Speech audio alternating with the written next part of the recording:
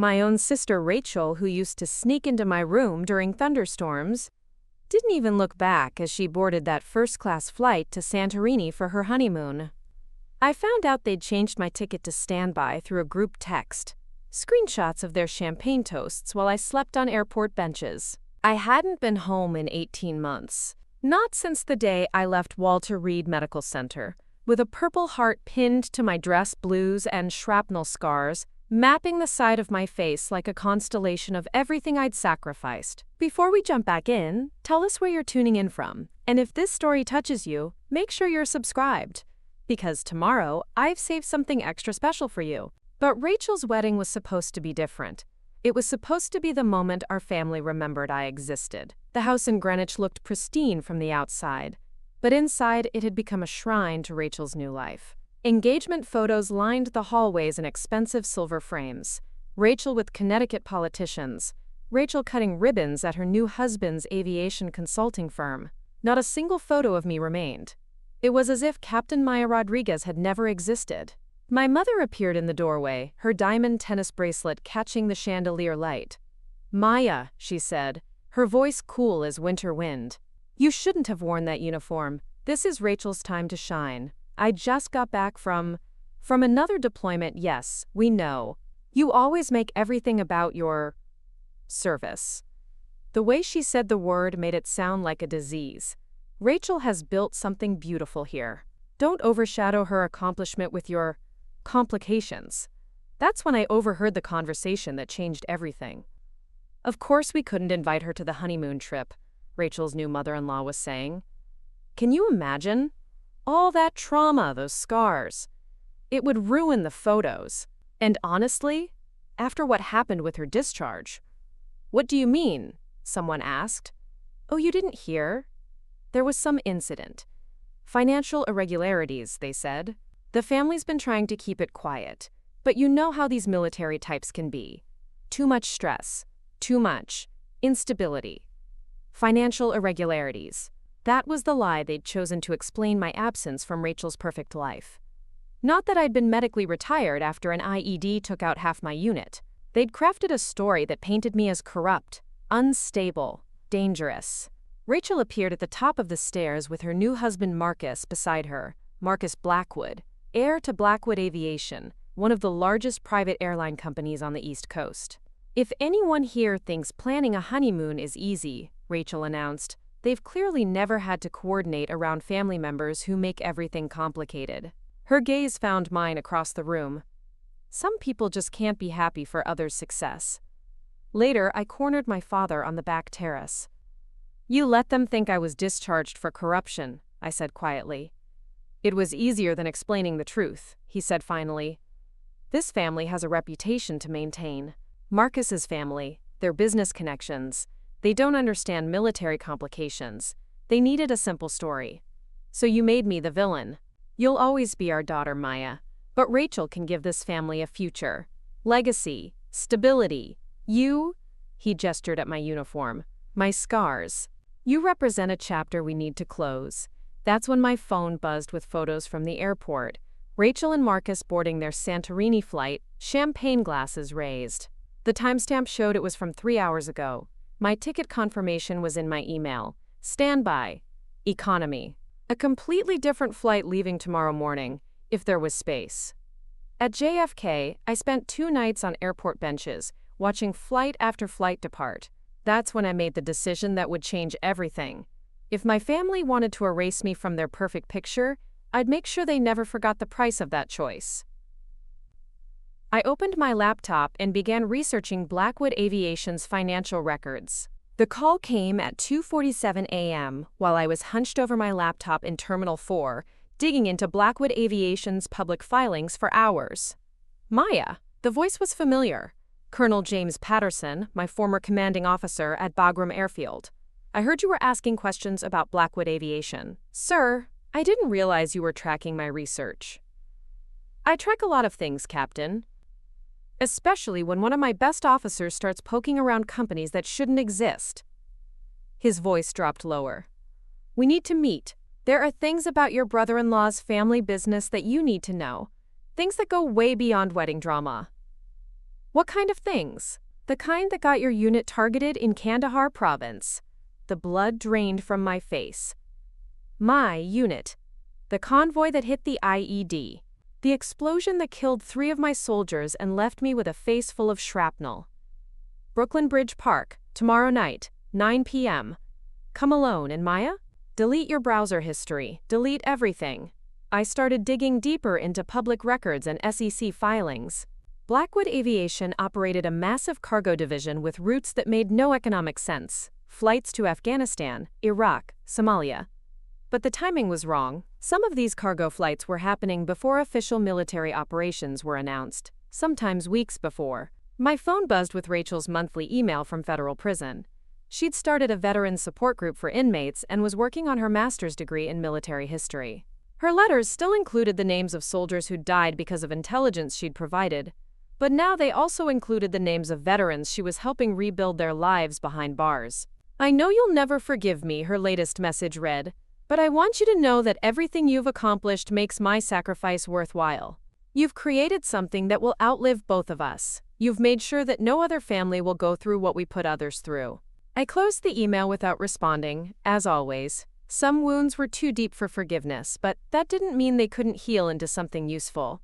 The revolution I'd started wasn't loud or dramatic. It was quiet, methodical work done by people who believed that accountability mattered more than profit. Every investigation we completed was a small victory for integrity over corruption, transparency over secrecy.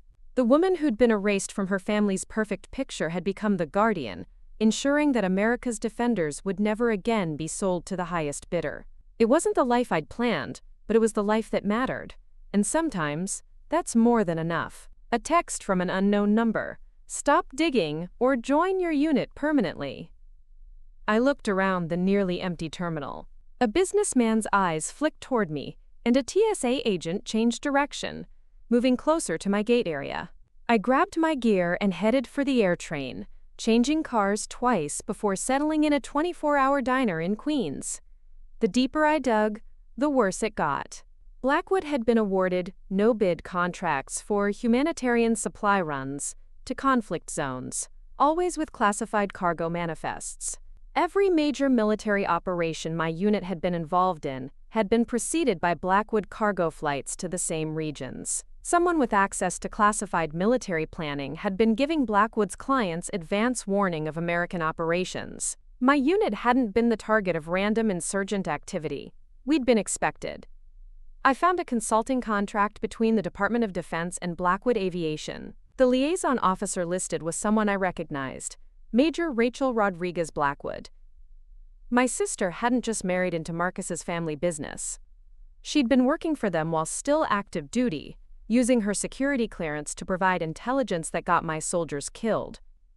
As I left the diner, I heard footsteps following. I walked steadily toward the street, every sense hyper-aware. At the corner, I used my phone camera to get a look at my tail. Dark coat, military bearing, earpiece barely visible. That's when I noticed my jacket felt different. I found a small tracking device sewn into the fabric with precision stitching. Someone had been tracking my every movement since I had left the family house. I crushed the device under my boot, but the damage was done. My family hadn't just abandoned me at the airport. They'd been setting me up for something much worse. Brooklyn Bridge Park at night was a maze of shadows and river wind. Colonel Patterson emerged from behind a shipping container at exactly 9 p.m., carrying a manila envelope thick with documents. "What I'm about to show you never existed," he said, handing me photocopied intelligence reports and financial records. Operation Crosswind, a joint CIA-DoD operation to track weapons smuggling routes. The military provided convoy schedules, the agency provided surveillance, and private contractors like Blackwood provided logistics support. They were using our patrol routes as bait, I said, scanning the documents. Worse, they were selling those routes to the highest bidder. Arms dealers, insurgent groups, anyone willing to pay for advance knowledge of American military movements. His face was granite. Your unit wasn't the first to get hit. There were 6 other convoys over 18 months, all following routes compromised through Blackwood's intelligence network. How many dead? 43 confirmed KIA. Over 100 wounded. Preparing and narrating this story took us a lot of time, so if you are enjoying it, subscribe to our channel. It means a lot to us. Now back to the story. Good soldiers, Maya. Patterson showed me bank records, regular deposits into Rachel's account from Blackwood Consulting Services, dated weeks before each military operation that resulted in casualties. Your sister wasn't just a liaison. She was the primary intelligence source. She was being paid to get soldiers killed. There's more, Patterson said grimly. Blackwood Aviation is about to go public with a major DoD contract. If that IPO succeeds, they'll have enough capital and political connections to expand their intelligence operation globally. When?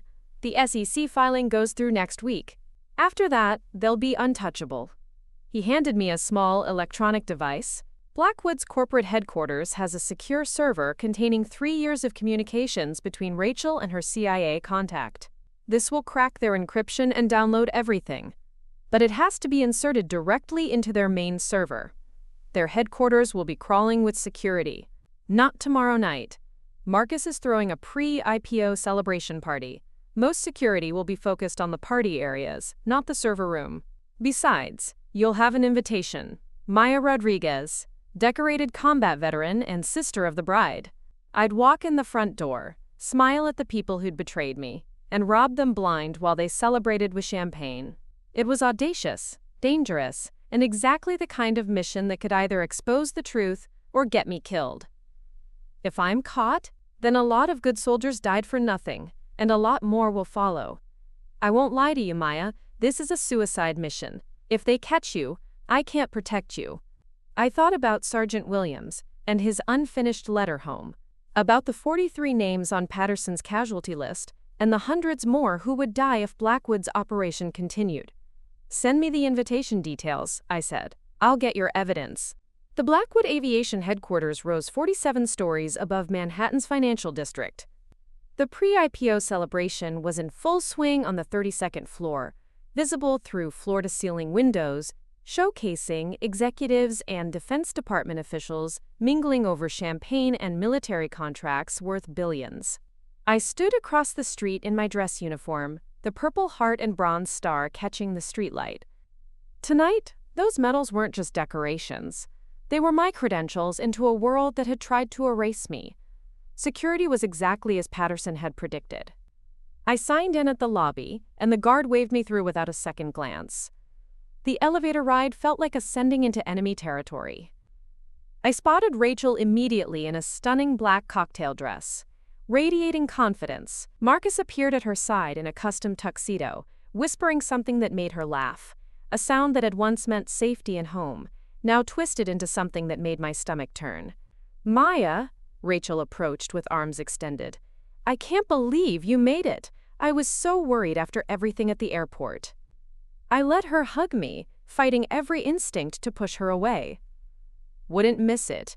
Your husband's quite the success story.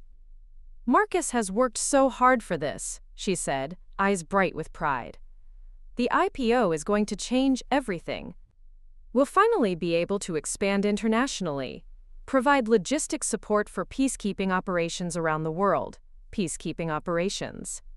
She said it like she believed it, like she'd convinced herself that selling American military intelligence was somehow noble. I need to ask you something, I said quietly, steering her toward a corner. About your work with the DoD before you got married. The convoy routes you had access to. Did you ever share that information with anyone outside official channels? Her smile faltered. Maya, what are you implying? I'm asking directly. Did you sell classified military information to your husband's company? The question hung between us like a live grenade. Around us, the party continued, but in our corner, the world had narrowed to 2 sisters and a truth that would destroy one of us. You don't understand, Rachel whispered. It wasn't like that. The information we shared. It was to protect supply lines, to make operations more efficient. Rachel, my unit was ambushed using intelligence that came from your reports. Sergeant Williams died because someone knew exactly which route we'd be taking. That's not, you can't know that. Insurgent attacks happen all the time. It's war, Maya. People die in war. People die when their own government sells them out. How much did they pay you, Rachel? What's the going rate for American soldiers' lives? You're being paranoid. The stress from your injury. Don't you dare blame this on my service. I've seen the bank records. I know about the payments from Blackwood Consulting. I know about Operation Crosswind. Rachel's face went white. If you know all that, then you know I can't let you leave here tonight. That's when I saw Marcus approaching with two men in dark suits, their movements too purposeful to be casual party guests. Security. I'm sorry, Maya, Rachel whispered. But some things are bigger than family. The lights went out. Emergency lighting kicked in, bathing the party in red shadows. Guests screamed, glasses shattered, and I was already moving, muscle memory from Afghanistan taking over. I grabbed a champagne bottle and brought it down hard on the first security guard's wrist. He dropped his weapon, and I swept his legs. The second guard was smarter, but he'd made the mistake of standing between me and the stairwell exit.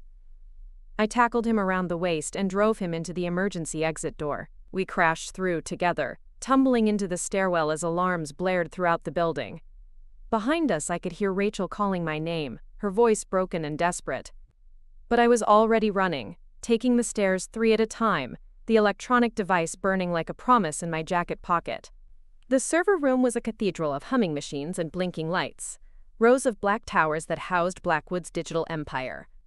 I slipped through using a keycard I'd lifted from the security guard, hands trembling as I pulled out Patterson's device. The main server displayed real-time data feeds from military operations around the globe, live convoy routes in Syria, patrol schedules in Somalia, supply line coordinates in Afghanistan.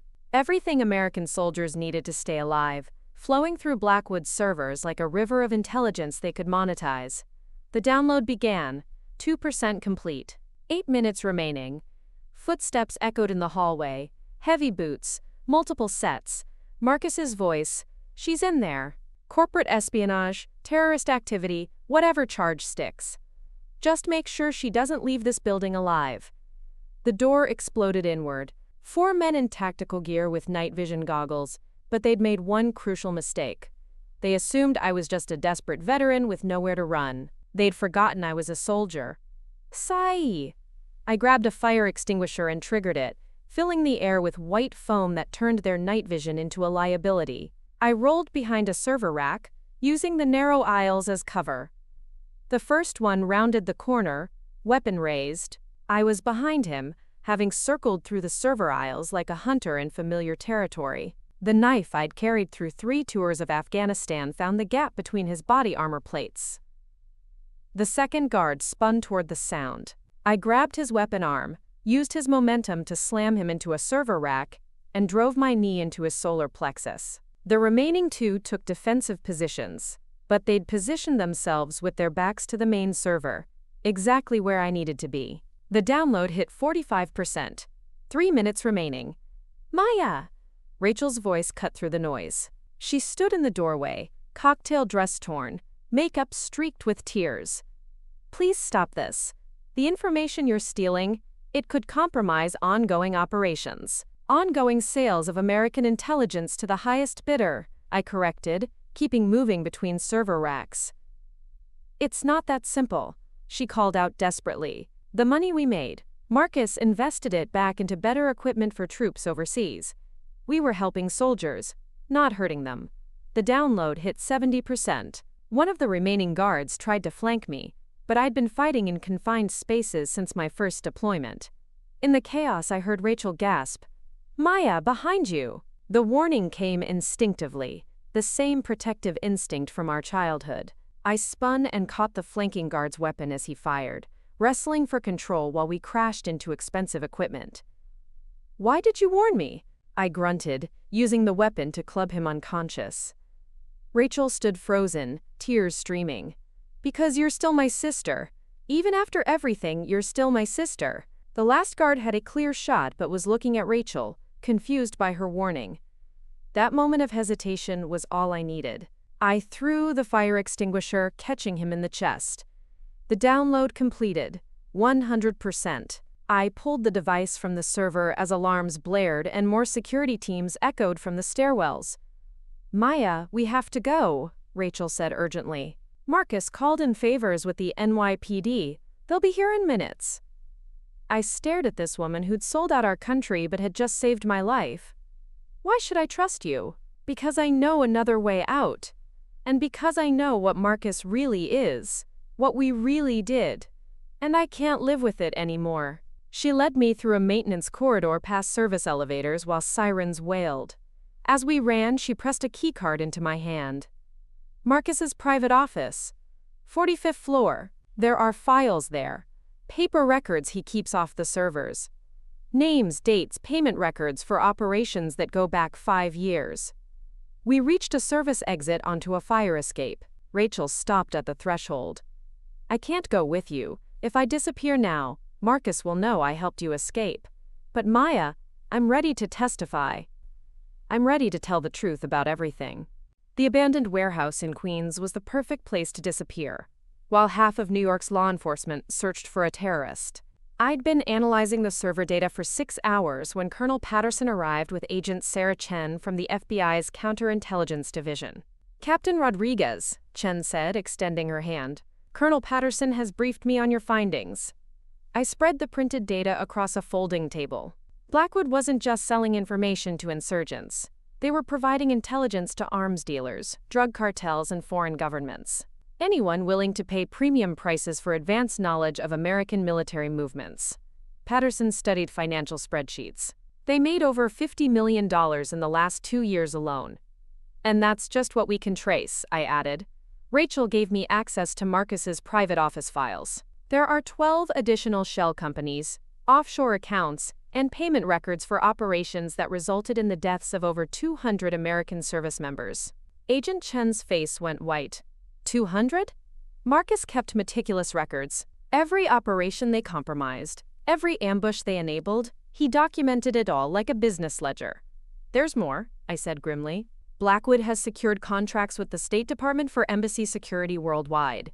If those contracts go through, they'll have access to diplomatic intelligence and security protocols for every American embassy on the planet." The implications were staggering. If the corruption had infected the highest levels of American military leadership, we had 72 hours before the IPO made prosecution nearly impossible.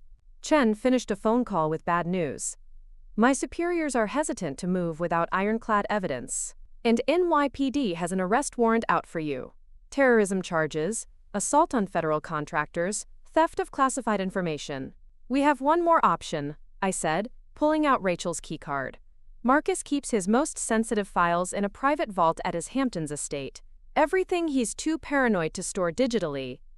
"That's breaking and entering," Chen pointed out. "That's gathering evidence," Patterson corrected. "Evidence that could save hundreds of future American lives." Chen studied the documents, her FBI training warring with patriotic instincts.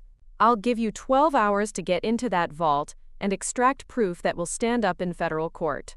As we prepared to leave, my phone buzzed with a text from Rachel. "Marcus knows you have the server data. He's moving the timeline up. IPO launches tomorrow morning. Whatever you're planning, it has to be tonight." Tomorrow morning. We'd lost 2 days. "Change of plans," I said.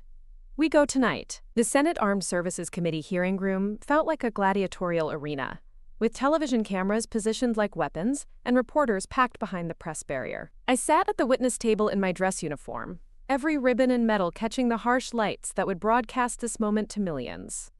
3 days had passed since our midnight raid on Marcus's Hamptons estate. 3 days since we'd extracted terabytes of evidence from his private vault, including handwritten contracts with foreign intelligence services and payment records showing direct transfers to Taliban commanders. Now Marcus sat 20 feet away, flanked by corporate lawyers in $1,000 suits. Behind him, investors who'd poured millions into Blackwood's IPO watched their fortunes evaporate in real time. Senator Patricia Williams called the hearing to order. "Captain Maya Rodriguez, you may begin your opening statement." Honorable Senators, for the past 5 years, Blackwood Aviation has operated a systematic intelligence trafficking network that has directly resulted in the deaths of over 200 American service members. Gasps echoed through the chamber. Camera flashes erupted like artillery fire. These deaths were not casualties of war, I continued. They were murders committed for profit. Blackwood Aviation, under Marcus Blackwood's leadership, and with assistance from then-Major Rachel Rodriguez, sold classified military intelligence to foreign governments, arms dealers, and terrorist organizations. Marcus's lead attorney shot to his feet. Objection, Madam Chair. These are unsubstantiated allegations from a witness with documented mental health issues and family grievances. Captain Rodriguez was medically retired due to combat injuries sustained while serving her country, Senator Williams replied coldly. You may continue, Captain. I pulled out bank statements showing payments from Blackwood Consulting to Taliban commanders. This document shows a payment of $2.3 million to Hadid al-Rahman, a Taliban leader responsible for IED attacks against American convoys. The payment was made exactly 1 week before my unit's convoy was ambushed using detailed intelligence about our route and timing. For the next hour, I walked the committee through 5 years of Blackwood's operations. Payment records showing millions in profits. Communications between Marcus and foreign agents. Video surveillance footage showing him meeting with known arms dealers and terrorist financiers. The most damning evidence came last. A recording Rachel had made during one of Marcus's planning sessions. The beauty of the embassy contracts, Marcus's voice filled the chamber, is that we'll have real-time access to CIA asset locations worldwide. Tehran is offering $50 million for that level of intelligence penetration. The silence was deafening. Several committee members sat with their heads in their hands. Marcus's attorney made one final attempt. My client has been the victim of an elaborate frame job orchestrated by a mentally unstable veteran and his vindictive sister-in-law. No, a voice called from the back. Rachel walked down the center aisle, her FBI escort trailing behind. The evidence is real. Every document, every recording, every payment record. I know because I helped create most of them. She took the witness chair beside me. My name is Rachel Rodriguez Blackwood, and I've been selling American military secrets to my husband's company for 5 years. I'm here to confess my crimes and testify against the network that has turned American soldiers into commodities. The chamber erupted, but Senator Williams let the chaos continue. Justice was finally being served on live television, and the whole world was watching. Rachel's voice carried across the packed Senate chamber with the weight of absolute truth. Gone was the polished confidence of the corporate wife who'd abandoned me at JFK. In its place sat a broken woman determined to rebuild something from the wreckage. Senators, every word my sister has spoken is accurate, Rachel said, opening a thick folder. But the scope of Blackwood's intelligence trafficking operation is even worse than she knows. Worse how, Mrs. Blackwood? Senator Williams asked. Because we didn't just sell information about military operations. We sold the soldiers themselves. Rachel's voice cracked. Blackwood maintained detailed psychological profiles on American service members, identifying those most likely to break under interrogation if captured. We sold those profiles to hostile governments and terrorist organizations. The chamber fell silent except for camera shutters. Marcus had gone pale, his lawyers frantically whispering. I have here a payment record showing $5.2 million received from Iranian intelligence services for psychological vulnerability assessments on 847 American soldiers stationed in Iraq and Syria. The payment was made 6 weeks before 3 of those soldiers were captured during a patrol outside Baghdad. I felt the blood drain from my face. Those captures, Sergeant Lisa Park, Corporal David Chen, and Private Marcus Thompson, had been held for 8 months, subjected to psychological torture. The intelligence community had called it bad luck. It had been a setup from the beginning. Are you telling this committee that American service members were deliberately targeted for capture based on intelligence your company provided? Senator Morrison asked, voice shaking with rage. Yes, sir, Rachel whispered. And that's not all. Blackwood also provided detailed medical records to insurgent groups, identifying soldiers with specific injuries or medications that could be exploited during interrogation. She turned to face Marcus. My husband didn't just profit from American deaths. He weaponized American vulnerabilities against our own people. Marcus spoke coldly. Rachel, you're having a breakdown. The stress of these false accusations. The stress of 5 years of watching you turn my fellow soldiers into commodities, Rachel shot back. Do you know what it feels like to sign death warrants for people who trusted me? Do you know what it's like to see casualty reports and know I helped write them? She pulled out a digital device. I have recordings. 18 months of conversations with Marcus, his business partners, and foreign contacts. Phone calls where they laughed about American casualties. She pressed play. The 82nd Airborne Convoy next Tuesday is carrying communications equipment worth $50 million to the Taliban. Make sure your people are in position early. We don't want any survivors who might identify the source of their intelligence. The reaction was instantaneous. Committee members shot to their feet. Reporters rushed toward the press barrier, cameras capturing every moment. You recorded everything, Marcus said quietly. I recorded everything, Rachel confirmed. Every crime, every payment, every plan to sell American lives. Because somewhere inside me, I knew this day would come. I knew eventually I'd have to choose between protecting you and protecting my country. She turned back to the committee. Senators, I'm prepared to surrender myself to federal custody immediately. I'll plead guilty to treason, espionage, and accessory to murder. But I want Marcus Blackwood and everyone in his network prosecuted to the fullest extent of the law. Before the gavel fell, Rachel walked over to where I sat. She knelt beside my chair, tears streaming down her face. Maya, I know you can never forgive me. I know I destroyed everything between us, but I need you to know. When I warned you in that server room, when I helped you escape, that was the first time in 5 years I remembered who I used to be. I looked at my sister, this woman who'd betrayed her country but was now sacrificing everything to make it right. What you did can't be undone, Rachel. Those soldiers can't come back.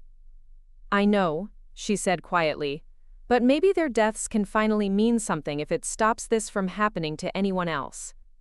Federal marshals led her away, leaving Marcus alone at his table as his empire burned around him. The headlines dominated every news cycle for weeks. Blackwood Aviation CEO arrested on treason charges.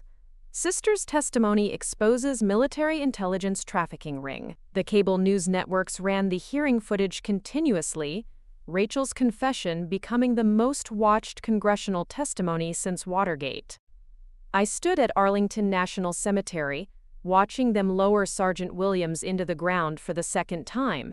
His family had requested reinterment after learning his death hadn't been random, but deliberate murder for profit. His widow Jennifer stood beside me, their 4-year-old daughter clutching a small American flag. Thank you, Jennifer whispered as the honor guard folded the flag, for making sure the truth came out, for making sure Danny's death finally means something. The Justice Department worked with unprecedented speed. Marcus was denied bail and faced 47 counts of treason, conspiracy, and accessory to murder. His assets were frozen. Blackwood Aviation's stock became worthless overnight, and the company filed for bankruptcy. The IPO that was supposed to make him untouchable became the evidence that sealed his fate. Rachel kept her word, pleading guilty to all charges without seeking a plea bargain, accepting a life sentence in federal prison. During her sentencing hearing, she addressed the families of soldiers who died because of her actions. I know that saying sorry doesn't bring back your children, your spouses, your parents, she'd said. I know my regret doesn't undo the pain I've caused, but I want you to know that I think about them every day. I remember their names, their faces, their stories. The investigation expanded far beyond Blackwood Aviation. Secretary of Defense Morrison resigned in disgrace after it was revealed his chief of staff had been on Blackwood's payroll. 6 other defense contractors were indicted for similar schemes. The entire military logistics industry was under federal scrutiny, but the cost of victory was higher than expected. The media attention made me unemployable in traditional defense work. Too controversial, too much baggage. Death threats arrived weekly from people who blamed me for exposing American military vulnerabilities. That's when Colonel Patterson made an offer that changed everything. The Pentagon is creating a new position, he said over coffee. Inspector General for Defense Contractor Oversight. Someone to watch the watchers, make sure this never happens again.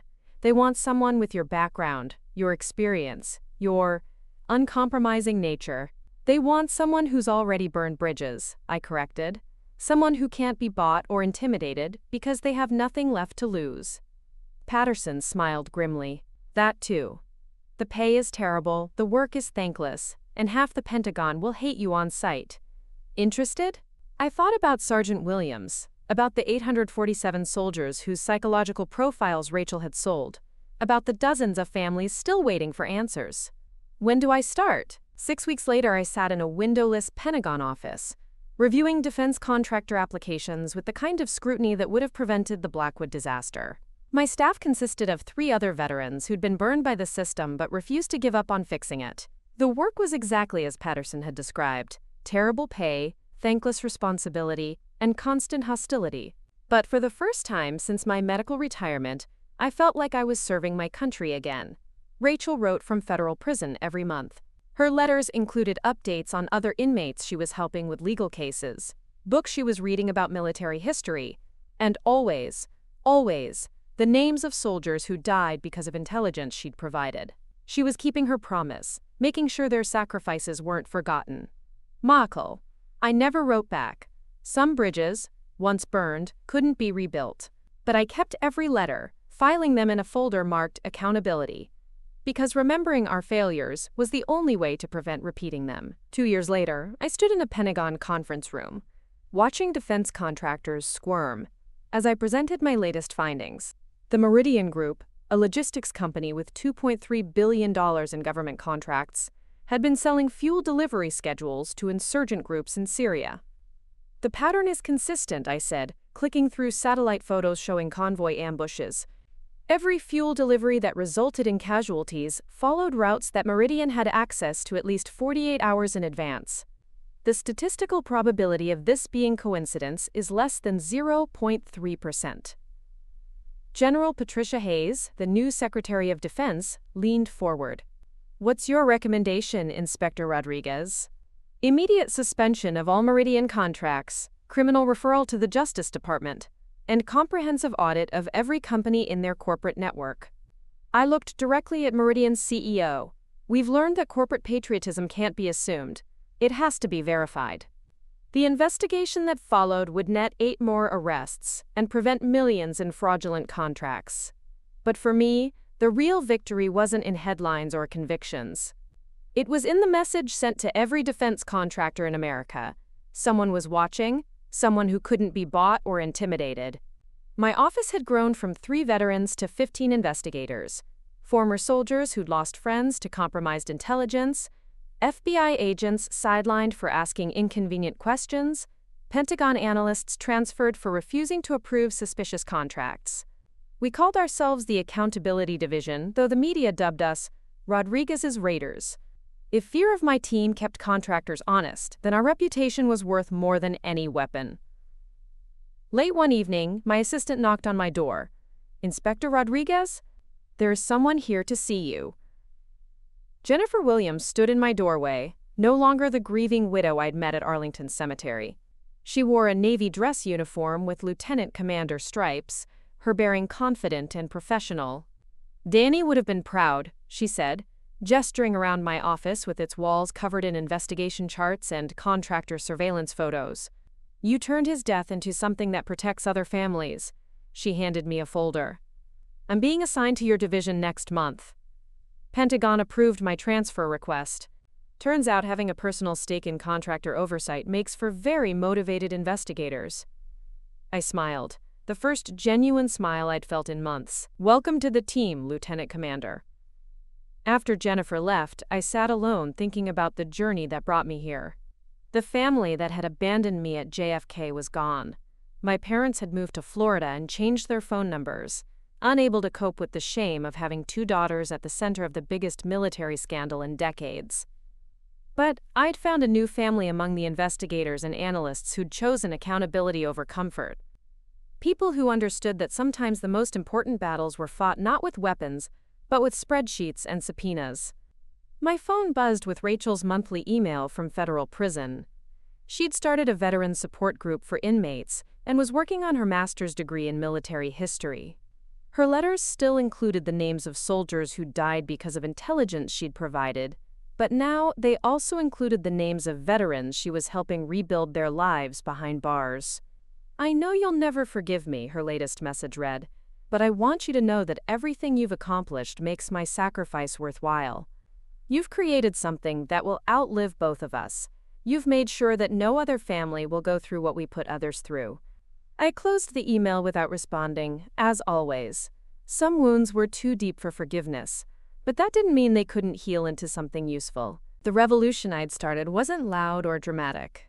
It was quiet, methodical work done by people who believed that accountability mattered more than profit. Every investigation we completed was a small victory for integrity over corruption, transparency over secrecy.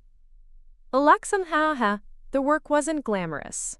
Most of our investigations involved spreadsheets and financial records, not dramatic server room infiltrations. But every fraudulent contract we caught, every suspicious payment we traced, every compromised official we exposed meant soldiers somewhere would come home alive. Sometimes I thought about that night at JFK, sleeping on airport benches while my family celebrated without me. The woman who'd been abandoned and erased had become something they never expected. Not bitter, not broken, but unbreakable. The family who tried to silence me had inadvertently created their worst nightmare. Someone with nothing left to lose, and everything to fight for. The woman who'd been erased from her family's perfect picture had become the guardian, ensuring that America's defenders would never again be sold to the highest bidder. It wasn't the life I'd planned, but it was the life that mattered. Marcus Blackwood had thought he could profit from American blood.